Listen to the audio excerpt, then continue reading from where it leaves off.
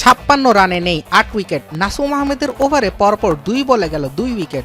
এক বল পরে down the উইকেটে এসে বড় শট খেলার চেষ্টা আফগান ক্রিকেটার বিলাল সামির। ব্যাট বলের দূরত্বটাও বেশ বড়, ফলাফল আউট। বিপিএলে ফিক্সিং সন্দেহ উস্কে দিতে এমন একটা ঘটনাই হয়তো যথেষ্ট। টুর্নামেন্ট শুরুর আগে থেকেই এবারের বিপিএল নিয়ে সর্বোচ্চ সতর্ক অবস্থানে ছিল বিসিবি। ফ্র্যাঞ্চাইজিগুলোকে ডেকে সতর্ক করার পাশাপাশি সব দলের সঙ্গে গোয়েন্দা সংস্থার প্রতিনিধি রাখার কথাও জানায় বিসিবি।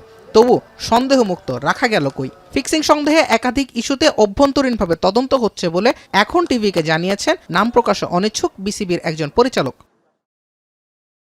জানা গেছে অন্তত 4টি ইস্যু নিয়ে এখন পর্যন্ত বিপিএল গভর্নিং কাউন্সিল কোচ ক্রিকেটারদের মুখোমুখি হয়েছে। সামির ওই উইকেট বিলিয়ে দেওয়া সহ নোয়াখালী এক্সপ্রেসের 61 রানে অল আউট হওয়া, অনুমতি না থাকলেও মাঠে বসে ফোন কল এবং মোটা অঙ্কের নগদ অর্থের বিনিময়ে হোটেল বিল পরিশোধের মতো ইস্যু আছে এই তালিকায়।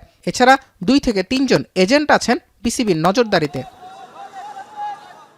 অবশ্য নানা ঘটনার প্রতি ইঙ্গিত দিলেও এখন পর্যন্ত প্রায় সব দলের ক্ষেত্রেই সন্তোষজনক জবাব মিলেছে বলেই জানা গেছে, যে কারণে কোনো দলের বিপক্ষে গুরুতর অভিযোগ নয় বিপিএল গভর্নিং কাউন্সিলের। বিশ্বকাপ নিয়ে জটিলতার মাঝে তাই ফিক্সিং ইস্যু নিয়েও বেশ ব্যস্ত সময় পার করতে হচ্ছে আয়োজকদের। জুবায়ের আহমেদ, এখন, Dhaka. Colour expert, George sap এবং মাইল্ড অন হ্যান্ডস টেকনোলজি সমৃদ্ধ অরিক্স ক্রিস্টাল ওয়াশ আপনার লন্ড্রি এক্সপার্ট।